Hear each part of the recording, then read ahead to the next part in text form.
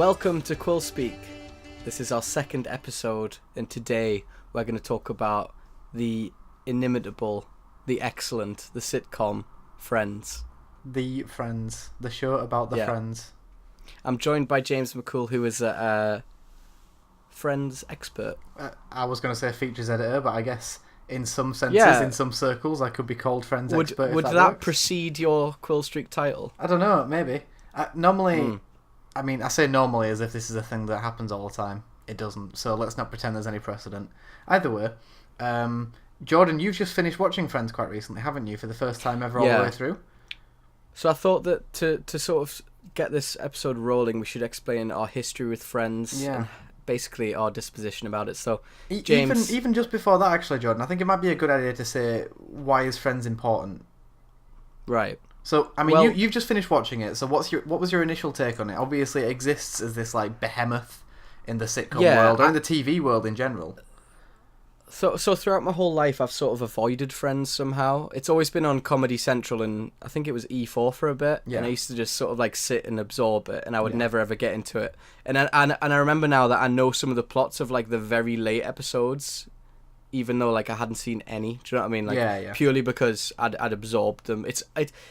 Friends is such a cultural behemoth that you cannot escape it. Yeah. I was in, like, anecdote. I was in a restaurant with Helena, my girlfriend, in Manchester, and we were just sitting there, and all of a sudden there's this projector screen that's just playing, like, Friends on a loop behind us. That sounds like a really good restaurant.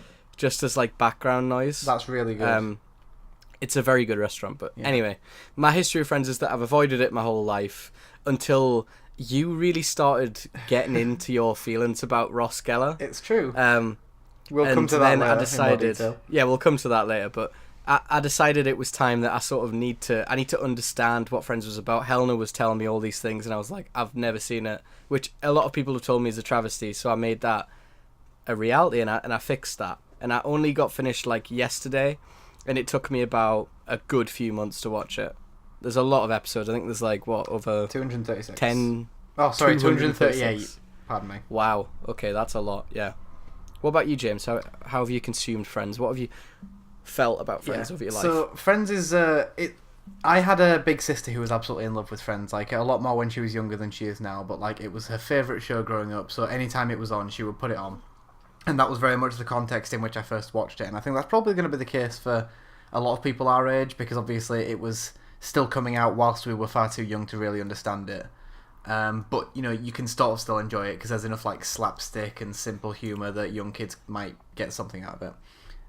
So I enjoyed it when it was on. I guess it became a kind of comforting thing. Like, it's just reassuringly familiar. I mean, nothing really changes in the course of the 10 years that's that drastic that stops it being the same basic concept that it is when it begins, which is definitely reassuring, especially when you're very little. You want something to, like, cling on to, I guess.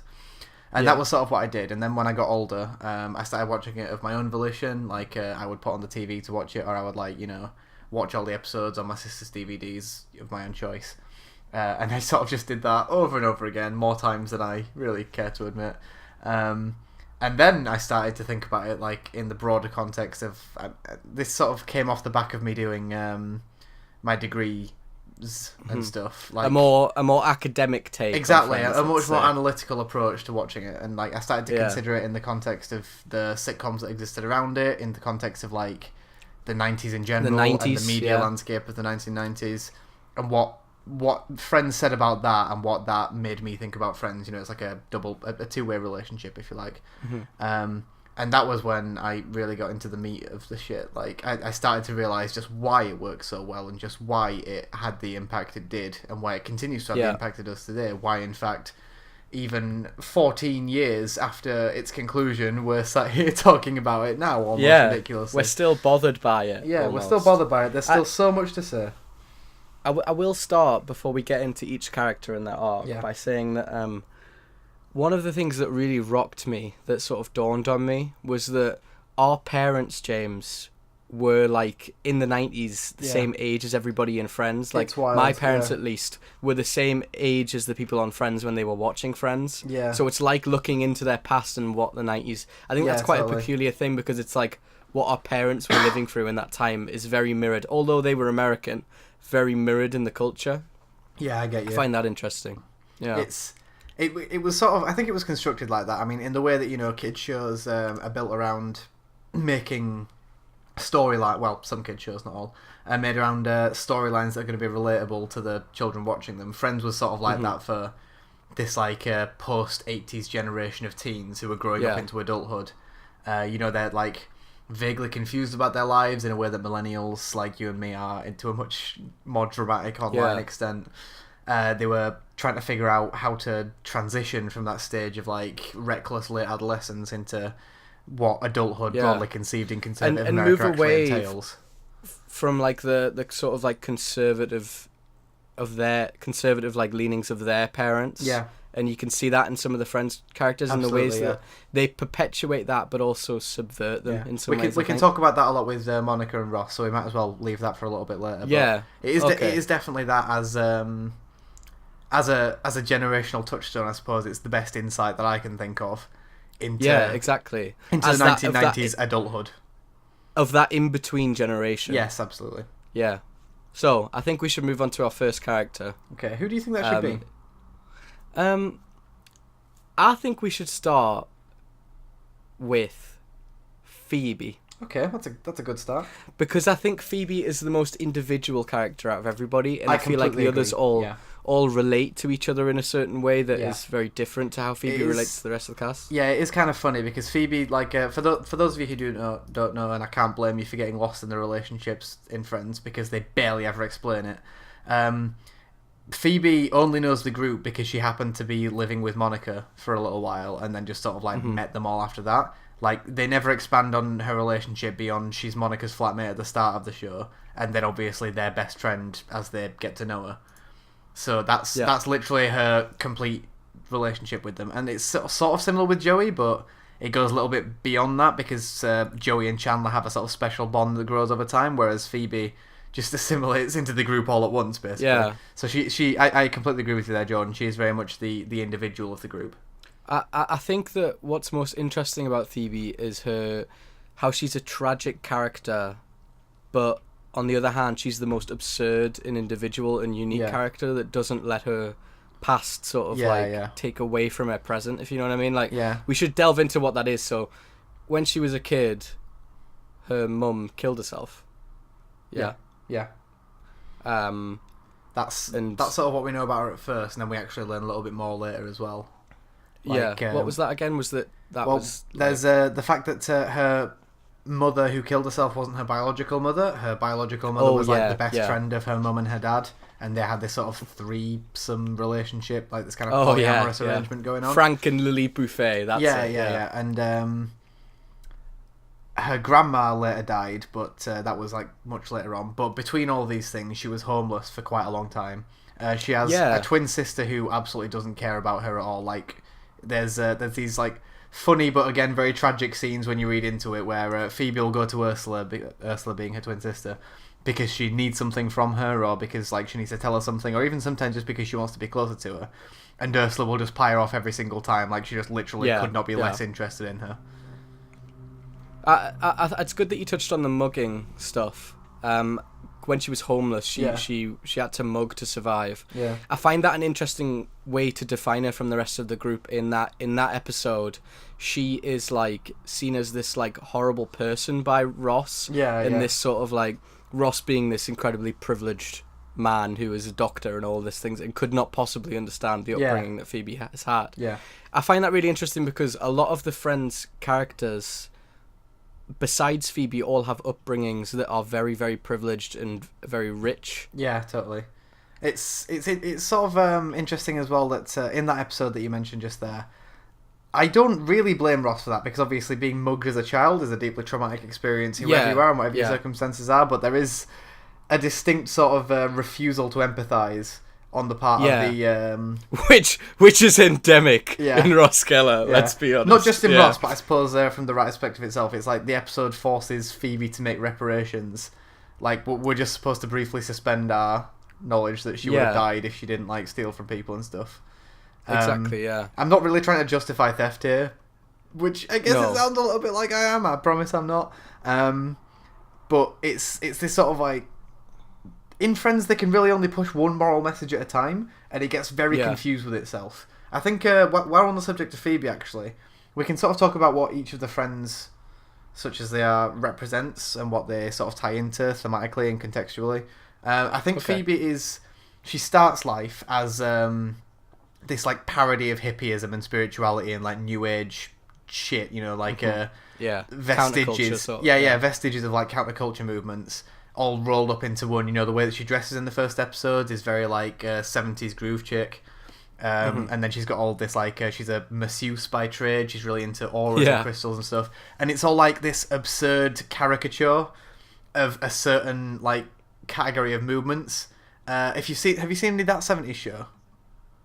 I've seen a little bit of it. Yeah, I can't remember his name now. It's going to really wind me up. But the guy who runs the photo shack where I can't remember any of the characters' names, apparently. The character who runs the photo shack, either way, he's like this like John Lennon looking guy, you know, like big Jesus beard, big flowing hair, round glasses. He's just like complete parody of the hippie movement, such that he has no character as a result of it. Phoebe, in contrast with that, is a parody of the hippie movement and all these countercultures, who grows out of that to become a very, very good and well-rounded character of her own. Yeah, I find that fascinating. I think the main thing to point out about Phoebe is what I think is like, I think her character has had the most positive effect on culture or on people who watched the show in the 90s. Yeah, that's probably true. Because I think her character made people comfortable to be themselves, to be absurd, and like, even in the most trite way of saying like, oh, like in a friendship group you're the Phoebe of the group. I still think that's a really positive thing to say, because she's so loose and free. She's and a great character. She's very like empowered as well, I think, Phoebe. Like I think Friends has its massive hits and misses with representation of female characters. Like you get stuff where it's like, oh, this is actually taking a big stride away from normal 90s sitcoms where it's like, you know, 4 guys and a girl, Big Bang Theory model. That's not 90s, but it is a good example, and I just always want to diss on Big Bang Theory when I can. That like where the girl is the sex object who one or more of them is interested in.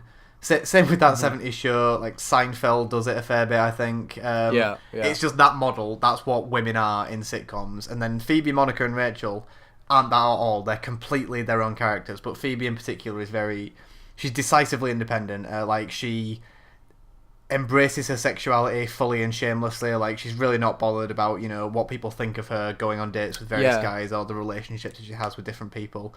And she's very, very accepting of new ideas, even ones that don't make a lot of sense to the other guys. She's right there with it. She's not bothered at all. She's a great character for, I suppose, our liberally inclined generation, generally speaking. And I think what is also unsung about Phoebe is how much she actually provides a lot of advice and a lot of like solace to the rest of the characters, which is unreciprocated. Like I can remember a lot of times during my watch of Friends where Phoebe sits down with Ross and gives him some like serious advice. And he just does not want to listen. He's just like, he doesn't even take it on board. Do you know what I mean? And I always found that really sad. There's quite a lot of bits as well where Phoebe expresses how much she actually likes Ross, like in a really sincere way. And I'm just like, are you kidding? Are you... We're getting into Ross territory. We should probably move on from this, actually. We're talking about Phoebe for a long time. Who's next in the roulette? I say next in the roulette should be Chandler. Okay, Chandler. Oh my god, my boy, my love, my darling. I love Chandler so much. Chandler is one of the best boys, I think. He certainly is the sort of like feminine man, kind of, but also very sort of like he doesn't want to be. Yeah, I know what you mean there. I have seen a fair few sort of fan theories that Chandler is a trans woman that it never acknowledges in the show for fairly obvious reasons because it's a 90s sitcom. I'm not going to go into that because I don't really think it's my place to do so, but I do think it sheds some light on what you're saying there. Like, it's a theory that crops up more than once, and sort of like is played for laughs in the show, but in a way that actually does have some substance behind it. I think if we're sort of contextualizing Phoebe as like, you know, in terms of our generation, if we're framing Phoebe as the liberal voice of Friends in a largely, you know, socially regressive atmosphere, or socially conservative atmosphere might be the more diplomatic way of putting it. Chandler's like the depressive millennial voice like the sardonic, nihilistic perspective where it's just like nothing really matters, might as well have some fun and take the piss out of myself. That sort of self-defeating kind of thing. He's the most self-deprecating character I think I've ever seen on television. Yeah, like, absolutely. Yeah. Everything he does is like out of this like I don't know if you could quite say he hates himself, but like I think his childhood as being the son of the erotic novelist and the cross-dressing burlesque star has put him into like a position where he has become this comedic loner who is very much a sad clown kind of thing. Yeah, lives in the shadow. and I always remember that scene where he says that he's what does he say? Awkward and hopeless and desperate for love. Yeah, that's iconic Chandler quote. An iconic Chandler quote. Sorry, pardon me. I think that the show gives him his desserts by the end. Oh, absolutely. It gives him what he wants. He's one of the characters that actually gets his arc fully resolved, I think. Yeah, I'm very happy with that. I think if I was going to pick like an iconic Chandler moment, I mean, you could sort of do Chandler in two testaments, if you like. There's, pre-Monica and post-Monica Chandler. They're very, very different people in this wonderful and very well and maturely done evolution. But for Old Testament Chandler, I think my iconic moment is when they're I can't remember where they're going. I think it's after Ross and Rachel's breakup. So early days in the series, Chandler's just started smoking again because he's very stressed, and they break down the side of the road and they're trying to fix the car without Ross's help, and they all start arguing about various different things. And then Phoebe just like Chandler just starts like going completely ridiculous dancing, and Phoebe just goes, stop, look what you're doing to Chandler, and he's just there like cigarette in his mouth, flailing his arms around, doing this ridiculous dance with this pained expression on his face. I think if you were to gift that, you would have Chandler Bing in complete essence. You would have a moving portrait of him. Again, I think to compound on my idea of Chandler being this sort of like sad clown, the fact that Monica openly admits that she was trying to have sex with Joey on the night that she like has a fling with him, and then their eventual love and marriage and eventual adoption, I feel like very much sums up his character. Very much the fact that he can never quite get exactly what he wants, but he makes such light of it that he's okay. Oh God, I genuinely might cry thinking about Chandler this much. Jesus Christ. Yeah, it's a very dark. You wanted Batman, Chandler, but you settled for Robin. That's a paraphrase of what he says to Monica in that moment, and that just absolutely breaks my heart. And he never. I mean, his professional life is always like in his way, and something that he just does. He never feels invigorated. He's never got that career that everyone else does. It pulls me back to the episode where it's like, what if, and Chandler's this like screenwriter. Oh yeah, like, for comedy. Yeah. And I always sit there and think like that is who he wants to be. Yeah. Chandler, he's a failed dream, and he's like building a life in that failed dream. Basically, that's his arc is finding happiness even when it seems like there isn't any. Which I think as a moral is brilliant, and especially for millennials watching this, absolutely. It's a very important millennial moral of like building happiness out of the dream, and like maybe not ever getting fulfilled in your professional life, but leaning into like the things that really matter, like love and friendship and comedy. You know, I think that's. And I guess as well, like self-satisfaction, like the Chandler that we see holding his twins with his wife, moving into his new house at the very last episode. That's not a Chandler who's going to throw his arms around or say he's awkward and hopeless and desperate for love. That's a Chandler who's happy. That's a Chandler who's going to be happy. Yeah. And that just fills my heart with warmth. But one last thing I think I should say about Chandler is that as soon as he's with Monica, his relationship with Joey is strained, I think. I know that they're like best friends for life, but I feel like it always comes under this strain where like it isn't really mentioned a lot in the show, but it's alluded to sometimes that like they aren't what they used to be, and I think that's quite sad. Yeah, that sort of dissolution that's there. And I think also that the one other thing that I would like to point, there's more of a general point, is that like Ross and Joey and Chandler have a very interesting dynamic that we can get into if we want to move over to Joey. Yeah. If we move to Joey now, that's a good segue. Yeah. So I think what I'm trying to say is that like if we think of the triangle of men in Friends. So Yeah. Ross, Joey, Chandler. Yeah. Chandler and Ross were like childhood friends, right? Yeah. Sorry, I didn't realise you were asking me there. That's correct. Yeah, yeah. They met in college, but I suppose in this yeah. is childhood, yeah. And Joey and Chandler, how far do they go back? Joey and Chandler are friends because they're roommates. It's the same with Phoebe and Monica, Yeah. except like Joey has much more of a connection to Chandler specifically. So literally, Yeah. he just moves in when Chandler's looking for roommates to live in the flat with him. He doesn't like him at first, but then he just ends up bonding with the whole group. So he gets stuck with I him. remember now. Yeah. Yeah. I think that Chandler and Joey have a greater bond than Ross and Chandler, even though they have Absolutely, they do. even though they have such a history with each other. But I think that is almost true to life sometimes. I think. Yeah. I think that when you get to I think what that teaches is that when you're in different stages of your life, your friendship groups can change and transform in a certain way. And I think that is quite a beautiful thing, that they have this great bond even though they've just met. Yeah, absolutely. And like, you know, your oldest friends aren't necessarily your closest friends. No, just because you know not them at for a all, long no. time, it doesn't mean anything. Whereas Joey and Chandler, they actually have experience, and that's sort of what forges friendship. You know, they do things together rather than just having known each other a long time. So Joey Tribbiani. Another love of Joey. my another near and dear to my heart in the long list of fictional characters I adore. I'm gonna say some really negative stuff later about Ross, so I wanna get all the positivity out there so that I can just seethe my caustic vitriol right into this podcast when it comes to it. But Joey, So I adore. I love Joey so much. I think Joey is very much like an idiot, a dumb man, but.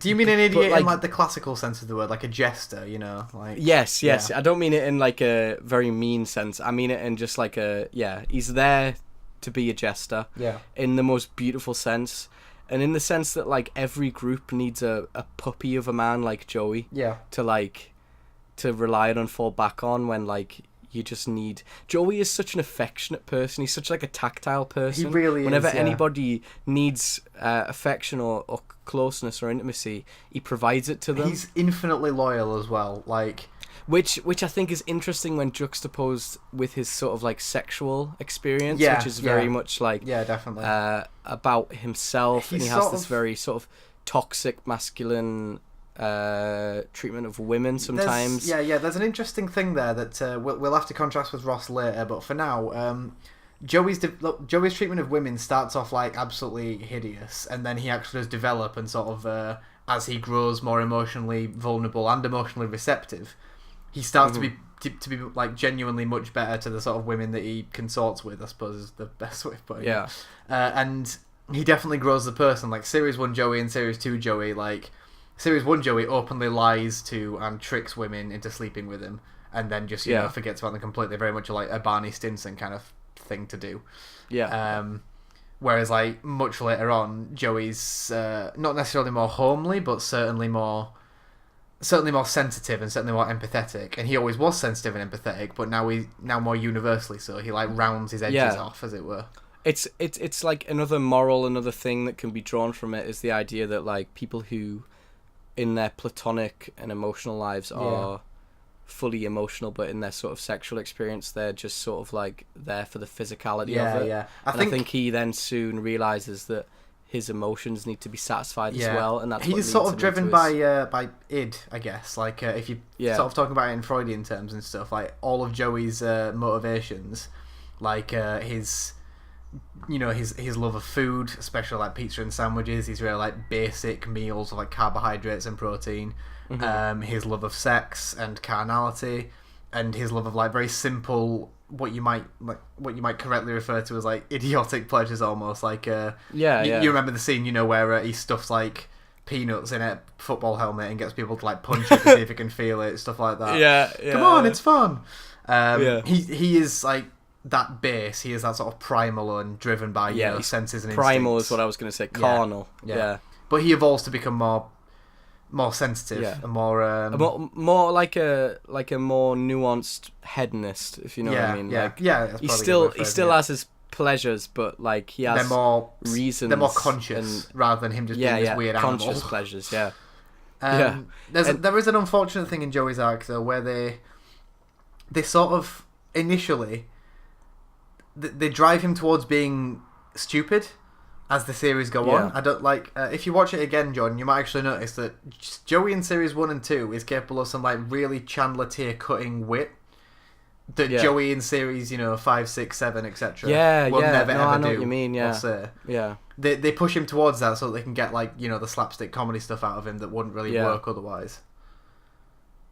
But I don't know. Other than that, I love him. Yeah. Infinitely. I think is we should dwell on his job a little bit. Is sort of like, I like how in the arc he is like he never gets work. Yeah.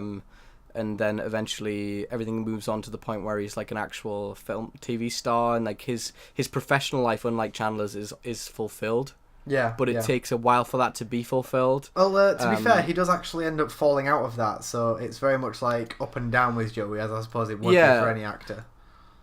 But I feel he does hit his stride at a point, and there's points when you think like, oh, what good for him, you know what I mean? Yeah, that's true actually. Like at the start of the show, it's mentioned a few times that the most he's done is like stage work and very minor stage work at that, or like backgrounds in commercials, things like that. Whereas later on, he's actually starring opposite people in films.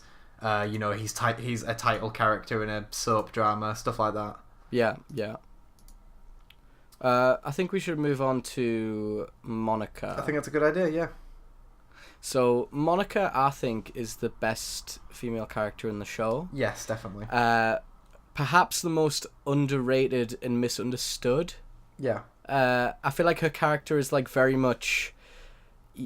She's the mother of the group, and she's OCD. Like, it's clear that she's OCD. Like, she's a control freak. Yeah.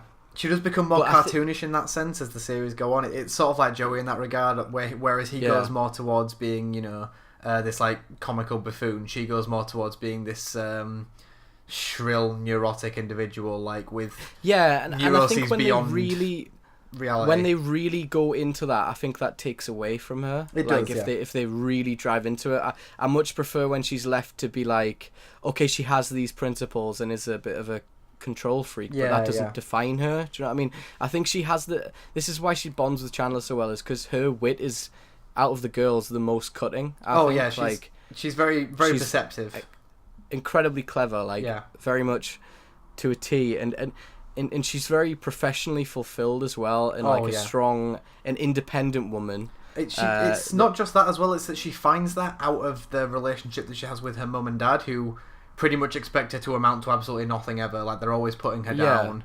She's always the second favourite child, somehow. She has to work so much harder to attain anything than her brother does, and she still does it anyway, and that's what's so impressive about her to me. That's the thing, like, and she never warrants that. She never looks for praise, I don't think. Unlike her brother, who was like constantly on the lookout. There's a whole episode where Ross is talking about that he's a doctor and everybody's telling him to shut the fuck up. Oh yeah, she's very self-reliant in that sense. Yeah, she doesn't need anyone else's validation. She's just like, her interactions with her mum, you can sort of see that she's got that like she wants to show her up and she wants to be like, well, see, look what I did, even though you thought I couldn't. But it's clear that she doesn't actually need that at all. It doesn't make any difference to her. Is the perfect combo with Chandler, who has a very quite similar upbringing, and you know what I mean, and that he hadn't, like, she's had such a privileged background, and her parents do love her, but like, she was still like the child that they didn't really respect. And I think that's what bonds her with Chandler so well.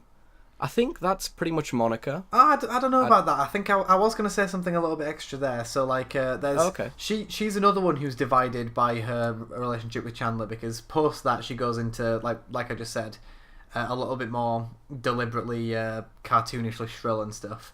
Before that, all of her arc is about how she is also, like Chandler, doomed to be loveless, because she has these relationships that always fall apart for, like, really convoluted reasons. Like, with Richard... That's a whole saga. I love Richard. He's a great character. But that's a whole saga where, that they can't be together because he's already lived the life that she's looking for. And then Pete, that guy who is this renaissance man of the tech industry, who, like, she knows he's going to kill himself doing what he does, and she's like, I can't put myself through that. So she's falling in love with these people. These, like, strange, exaggerated men, both of whom are, like...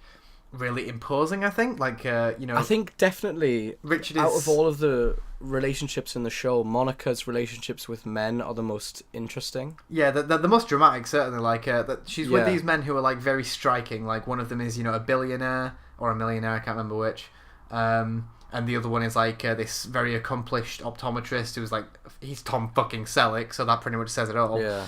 And then she marries Chandler, and that's so wonderful. Like, that's the man who makes her happy. This sort of, like, very middling in terms of, like, career and job. The sad clown. The sad clown. She marries the sad clown, and he's the one who makes her the happiest. And I love that. I think that's a beautiful thing. Yeah. That is something that not many sitcoms would do, I don't think. Not even today. Like, I think that's brilliant. I almost feel like their relationship happened by pure chance, like pure accident. Someone thought, what's a shocking reveal we could do at the end of this series? Or what's a shocking thing that could happen when, this is all going off? Let's just make Chandler and Monica bang. And they accidentally made, like, the most fucking iconic TV show relationship in history. Yeah. Is that Monica? I think it might be Monica, yeah. I think Monica's great. Monica bang. Yeah, I love Monica. Okay, can we move on to Rachel? Yeah, Rachel. Poor Rachel. The tragedy of Rachel. I said to Helena the other day that I think Rachel is the worst character in Friends. Out of the 6 or out of the 5? Ooh, out of the 5. Okay, that's better. Sorry. Jesus Christ, you stopped my heart for a minute there. Yeah, sorry.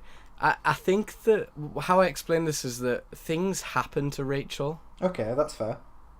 Things just happen to Rachel. I think a good way about going through this one might be that you make your point and I'll make mine, then we'll go from there, because I really do disagree with you a lot on the point of Rachel being the worst. Right. I truly believe that Rachel is she has all of this wit and all of this humour that I really love about her, and she often brings it out, and she provides some of the funniest moments, even if it might not you're laughing at her, she's enabling it, and I love that about her character. But I think out of the whole characters and all of their arcs, I wasn't really bothered too much about Rachel.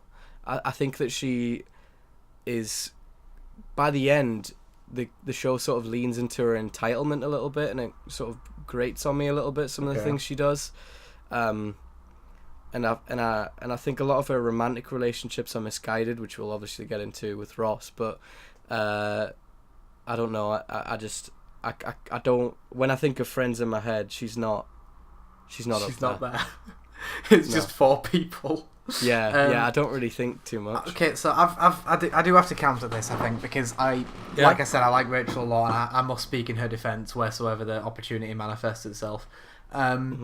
The reason that I love Rachel, and this is, I have once sort of felt like you do, like she's this spoiled Long Island princess. She doesn't really have to fend for anything until she decides that she's going to, so it's a choice that she's made for herself and everything.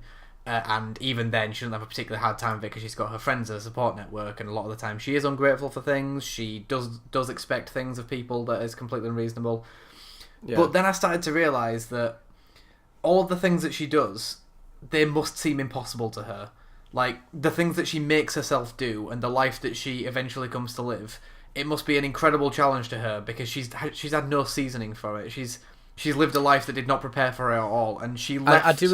She left that life of plenty, knowing that it would be hard, and she did it anyway because she knew that there was something better she could be doing with herself. That there was something that she was missing. I do really admire that. Yeah, I get that point. I think that is really admirable, and definitely her most compelling hook as part of her character. Yeah, that's the bit I'm most interested in about her, is how she's sort of like she's not just this, like, she's this posh girl, but she's also she is chosen to leave it behind. Yeah, if you know what I mean. It's. But I think most of what she does is defined by Ross. And that's what frustrates me. I can't blame her for that, is the thing, because I know it's like it's just the way that she's written, blame and Ross, it's the only reason that he could really be in the show. But I think she is the weakest girl. Probably true, but even then, we're talking about a good bunch. Like, yeah, yeah. She's a great character, but I just don't regard her. But I think that's my take on. Yeah, Rachel, I like Rachel a lot, and I feel such sympathy for her. we're getting on to the bit where we're going to have to talk about Ross, the elephant looming in the fucking I shadows like how of this like room. naturally we've left Yeah. him to last, but I think subconsciously we both know We've we would have mentioned done him. that anyway. It's like we've foreshadowed him throughout the entire thing, Yeah. and I will get there in a second so that we can just finally blow this thing wide open and get to what everyone's Yeah. here for, the Ross Yeah. bit. But just before we do, I just want to say that like I think Friends, if you frame it in a certain way, I mean you can frame it in any number of ways, but if you frame it in a certain way, Friends is a tragedy about Rachel Green. It's a tragedy Yeah. about a girl who like comes incredibly close to making her life something that she can be proud of, that she knows she's done herself, that she's earned for herself rather than getting handed. Yeah. And she worked herself up for a decade to get to, and then it's snatched away by this vicious little conniving man, and all This of the things he horrible thinks man. all of the things he thinks she owes him is the reason that she loses it all. And it's this ridiculous moment. That's the bit where it crumbles. That's the bit where it all falls apart for Rachel. I really want to talk about the end of Friends, but we need to talk about Ross before we talk about the end of Friends. Because I feel like the ultimate punch in the face of Friends, and the things that makes me almost want to throw it away and never look at it again, is the end of Friends. Yeah. But please, let's talk about Ross. Oh my god, Ross Geller. now. Where the fuck do we even begin? Jesus Christ. Ross is far and away my least favourite fictional character in anything ever. Yeah. I can say that without reservation, without I irony, can without me finishing exaggeration. in a binge and not having any time to reflect on it, I can 100% agree with you. Even though, I mean, like my whole watch of Friends was spurred by your discourse on Ross. I will say that I gave him a shot. Yeah. But honestly, I think it's safe to say, John, that like if you had never read my blog or my tweets, or I'm making it sound like I'm fucking mental now. If you had never read any of the many things I've written about Ross Geller, you would still have felt like just passive antipathy towards him. Yeah, just because of who he is. Absolutely, he's fucking awful. He's irredeemably vile. He is insufferable. He's is self-serving. The word I would like to use. He's entitled beyond belief. The things he thinks people owe him is absolutely unbelievable. Yeah. Oh my god. He's homophobic. At times, there are times when I can sort of get that it's the joke for the writer's sake. There are times when it's just him being a fucking dick. I think he's really misogynistic in ways that we have nowhere near enough time to go into in full detail. Like, check out my fucking blog for that. The issue with Ross is that he's incredibly misogynistic, but he's like what we would call nowadays like the fake feminist man. Oh my god, yeah, the faux and liberal guy, yeah. The sort of like, oh, I'm this amazing guy who's sensitive and will care for you on the outside looking in, but then as soon as you give him an inch, he just fucking ruins your life. Yeah, and that like that's another part of the problem. You know, he's self-righteous and like sanctimonious. He constantly thinks that he knows better than other people, that he can make their decisions for them better than other people, that he knows what's best for everyone. He doesn't even know what's best for himself. He can't even run his own fucking life. He got divorced 3 times. Like, 2 of those were his fault. Yeah. I just like I can't get over him. The moment we were on a break thing. Oh my fucking god! Yeah, it came back even in the last episode. Honestly, he is a man in permanent denial, and the thing he's denying, and I completely understand it because if I were him, I would deny it as well, is who he is as a person. He wants to be someone very, very different from who he is, and who he is as a force actually wins every time. I'll tell you what, I would love Ross Geller so much if he was the same person, but he succeeded at stopping himself from being an awful shit. Like, if he took accountability for his actions, if he stood up and said, I know that I've done bad, but I can do better, and I will try, and I'm sorry, I would love him. I would love him for that, because I love someone who can own their flaws and make it better. This is the reason why a lot of men, in particular, sympathise and understand and like feel a kinship with Ross, and I frankly find that sort of like base reading of Ross disgusting. Yeah. Like I think that looking at Ross from a very like, you know, not how we're discussing him, but just like taking him in and absorbing what he's saying and liking him is something I alarming. cannot even comprehend. And it's alarming to me that a lot of people, like, you know, even on like Facebook groups in this sort of meme culture we're in, would share something that Ross said in Friends or done, and like hold on to it like it was a good decision, or that he deserves any sort of empathy for absolutely anything he does in that show. Yeah, we're using a lot of superlatives. It's becoming apparent to me that some of you might not have watched Friends, and if you chose to listen to this anyway, I applaud you for your patience in what must be a very confusing series of conversations. Please, please, please, please, please take this as the only, if this is the only thing you remember, just, that's fine, I don't care. 40 minutes well spent on this one little fucking nugget of information. If someone tells you that they identify with Ross Geller strongly, that they think they're anything like him, you get the fuck out of there. You leave, run and for you your leave fucking fast. life. Especially if you're a woman and there's a man you're on a potential date with or something. And I feel like you shouldn't. I mean, this is quite a gross generalization, but I feel like anyone who sort of like feels like they understand and identify with Ross is just not a good romantic partner. They don't understand women. Yeah, I'm sorry. Like, it's just like. It's just sick. I don't think anyone could understand. They could claim to understand human beings if they were anything like Ross Geller. No, his concept of how society is and how human interaction works is just way off. Because I'm on the Friends wiki right now. I'm staring at his face, and I really want to punch him. No, but I'll tell you never what, blame this was David the point. Schwimmer. This is something I want to clear up. I'll never blame David Schwimmer for portraying him excellently. It's just that he had the unfortunate task, like Jack Gleeson in Game of Thrones, or anyone else that you love to hate. He had the unfortunate task of portraying someone that I fucking despise. But I think he got it on the head there. I love to hate him. Yeah. I think he's such a character study. I think he's such a brilliant character study as well. And I think the only problematic thing about Ross is the way people have reacted to him. And I think if the whole world saw Ross like me and you do, in this sort of like sense of like he's a horrible person who ruins everybody's lives and is so and all of that sort of superlative crap, we would live in a much better society. But the that problem might be a little bit that self-congratulatory, but I'm finding it hard to disagree anyway. But the problem is that he's a terribly well-written character. Yeah. I think he's a very like Jack Gleeson. He's the perfect example. Yeah. Good Joffrey. The thing is, he's the Joffrey of Friends. I think Friends would be nothing without Ross. Yeah. But I feel like everybody needs to watch it and feel those sort of feelings against his writing. Yeah. You know? I unfortunately do have to disagree with the idea that he's a well-written character in the sense that, I mean, I get what you're going for because, you love to hate him and everything, and that works really well.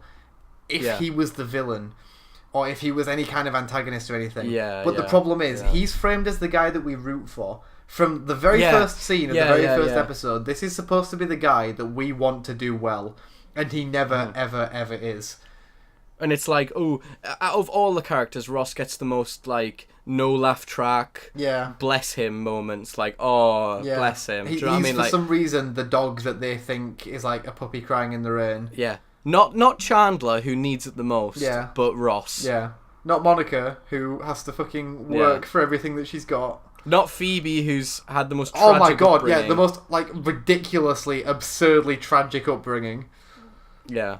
But I find that fascinating. But Ross, because wife did the gay and left him. Poor man. Poor man. Ugh. Yeah. Let's pity him for 10 years. And I think everybody that he's in a relationship with either realizes that he's terrible or he fucks it up dramatically. Yeah. But I think the crucial thing is that Rachel never does figure out. Yeah, that's the real... Rachel, like I said, that's the tragedy of Rachel Green. Yeah, Rachel always has this thorn in her paw that Ross can pull out. Yeah. And I think that is the fucking saddest thing about Friends. So and I tell you what, that is what is going to lead us on to the last episode of Friends that I think we should discuss now. Oh yeah, sure. Yes, let's do that. Is that your favourite? So, no, definitely not. Okay, that's probably my least favourite episode of Friends, the last episode.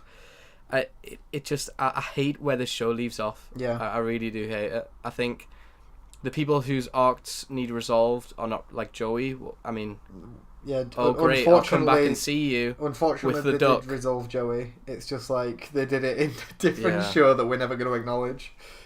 Yeah, we'll never acknowledge that. But I think in Friends, if we're looking at Friends as this one cohesive thing, I think they really did Joey Tribbiani dirty. Yeah, they did. Big time. In front of He Dad. Mm-hmm. So, like, yeah, okay, let's go into the last episode a little bit more. So, what do you really, really hate about it? What's your least favourite thing about it?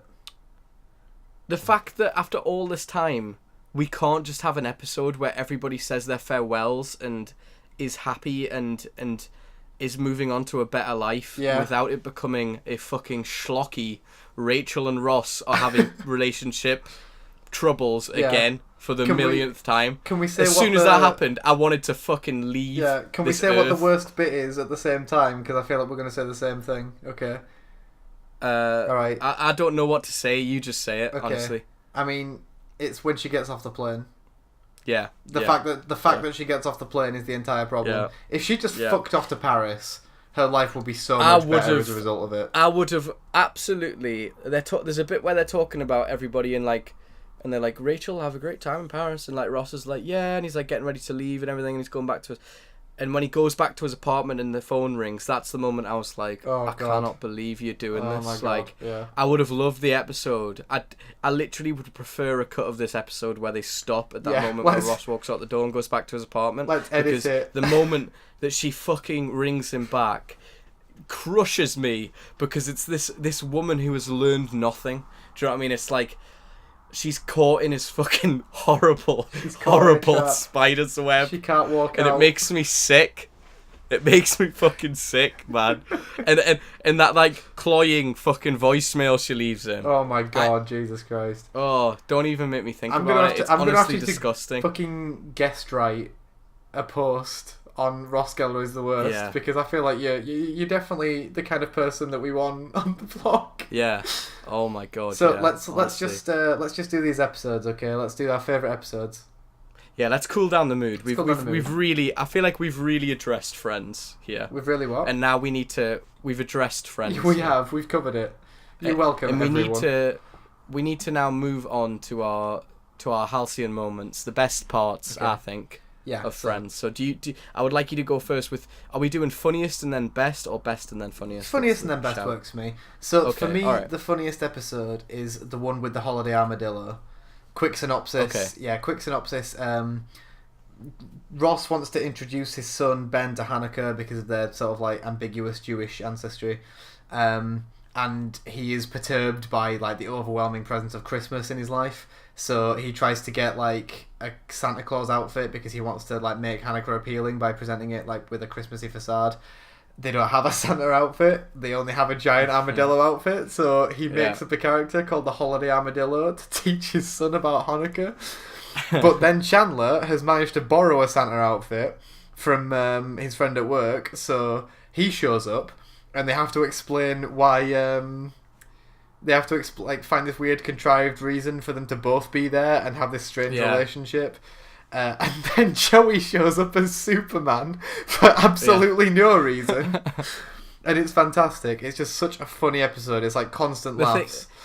And that's the thing about Ross, is like he does provide some of the funniest moments actually in Friends. Even in that episode though, he's still the biggest dick because he's really ungrateful to Chandler for showing up. Yeah, exactly. Yeah, but that's my funniest episode. My funniest episode absolutely has to be season 6, episode 4, the one where Joey loses his insurance. Oh God, which is that one? Jesus Christ. That's the one where Joey, quick synopsis. Oh, is that the one where he gets the hernia? Yeah, that's what I said, yeah. Jesus Christ. He gets his health insurance expired because he isn't working enough. So he calls his agent to make him work more. So she gets him a job, and he starts weightlifting, gives himself a hernia. Oh, God. And then he gets cast in the part of a dying man. And the funniest scene in all of Friends, I've decided, is when he's sitting with the boy, and the boy won't cry to end the scene, and Joey is like literally like just like in crippling pain. Yeah. And he's like, in between a take, he's like, can I just like scream until the end? Like, can I just scream in between takes for the whole time? But he's just like yelling. I think any episode where it's focused on Joey and Joey goes through a hardship, it's like the one where he needs to pee and he's working with Jeff Goldblum. Oh my God, yeah. What can I say? Like, I plant a seed. Yeah, and that's sort of like, those Joey moments I think are the best moments in Friends. They're great. I think are the funniest. Like the one with the guy who's spitting, where he ends up doing the Chandler and Monica's like ceremony in the costume from the film. Yeah. I have left my notes in my other pants. Okay. Yeah. What were you going to say? I was just going to say that another thing about Joey is when he's trapped in a situation with just another character, he works so well. He does really well. Yeah. Like when he and Ross are trapped on the roof. Oh for example, my god, that is a great one. The one where they're up all night. That's another brilliant one. Yeah. So funny. Best episode then, and why is it the best? I'll go first. Yeah. My favourite episode of Friends is the one with the rumor where Brad Pitt. Oh god, Brad Pitt's so good. Yes. Yeah. That is a fantastic Brad Pitt is. I'm really upset he only was part of the show for one episode because I literally think he's the best guest star on the show. I mean, Bruce Willis was fucking fantastic. He was great, but I think for the amount of time, like, Bruce Willis was on for a while. Yeah. Brad Pitt came and completely stole the show. Yeah, it's true. I love this idea of this character that they could just create on the spot as this person who was part of the I Hate Rachel club, right? That spread a rumor that she was a hermaphrodite. You know, I think it's so brilliant from the writing team to come up with something like that for a character where they don't have to be a love interest or anything like that. He's like his own thing. It is very good in the sense that like that particular sort of plot is started and resolved in the space of one episode. It needs absolutely nothing beyond what it is. And it happens in literally one room, and I think some of the best Friends episodes are where they're all together in that room. What's his name again? Like Will Will, yeah, that's it. Come on, Will, take off your shirt and tell us. Yeah. Okay. And the way every character bounces off him is just beautiful. Yes, it's so good. He was nominated for a Primetime Emmy for that episode. Doesn't surprise me. He's very, very good in it. Shame he didn't win. Okay, best episode. Okay, so my best episode is the one in Barbados. I'm going to say the one in Barbados part 2. No, is it? It'll be part 1, I think, actually. It's all one thing on Netflix. So that's true. Okay, well, whatever. I'll count it. Then I'm cheating. The one in Barbados for 3 reasons. Okay. 1, Phoebe and Mike and David all in the same scene, and I love all of those characters. I absolutely love that Phoebe like picks these very sort of like recessive, submissive kind of men, and then they're just there, like, ineffectually threatening each other, and it's the most, like, endearing thing. They can't bring themselves to properly hate each other, and it's just so sweet. No. So there's that scene, which I adore. There's the ping pong game. Fucking brilliant. Absolutely wonderful. Yeah. Masterful writing from start to finish. That plot twist where Chandler's really good. Out of nowhere. Brilliant. Yeah. And then there's the moment where Untitled by Interpol plays when Joey goes to Rachel's room. I absolutely love that song. Yeah. I think it's a really, really well shot moment, and it always makes me feel very, very emotional, especially because I love Joey and Rachel. It has the incredible sort of highs of Friends and the best lows of it. Like it's got the emotional and the comedy, and I love that. Yeah, definitely. I would like to, before we finish, go back to my favourite episode and give you this line from it that I think is possibly one of the best in the shows. It's when Will says, looking at Rachel, he says, "Look at her standing there with those yams. My 2 greatest enemies, Ross, Rachel Green and complex carbohydrates," because he used to be fat. And I think just fucking brilliant. Yeah, it's fantastic. Oh man, okay. So, I think we done Friends there. We done Friends completely. We've fucking done Friends. We've really went into it. This has been so viscerally enjoyable. It's been really nice to get all these thoughts off my chest. I understand completely what you mean. I'm very glad that you've had the opportunity to like vent at length about the show that you just spent a very long time watching. Yeah. So thank you everybody for listening. Just before we wrap up, I'm just going to do a shameless plug because I don't give a shit. If you enjoyed what you read about Friends, please bear in mind that I run a Ross Geller hate blog where you can read my episode by episode deconstruction of everything Ross Geller over at rossgelleristheworst.wordpress.com. That concludes my shameless plug. Yeah, beautifully written, just scathing treatment of Ross's actions episode by episode. If you really loved the sort of 10-minute period there where me and Jordan just got really angry and shouted about Ross, you'll love the blog. Yeah, exactly. Okay. So, thank you everybody for listening. That was Quillstreak. We're essentially taking complex topics like Friends and sort of like analysing them over a whole episode, looking for more topic ideas, want to get like some cool guest people on here to talk about things like game development, that kind of thing. If you like what we do, you can support us on Patreon, or you can check us out at quillstreak.com, follow us on our socials, all that kind of jazz. But yeah, it's been real. Thank you, James. Thank you, Jordan. If you've been listening this far, thank you.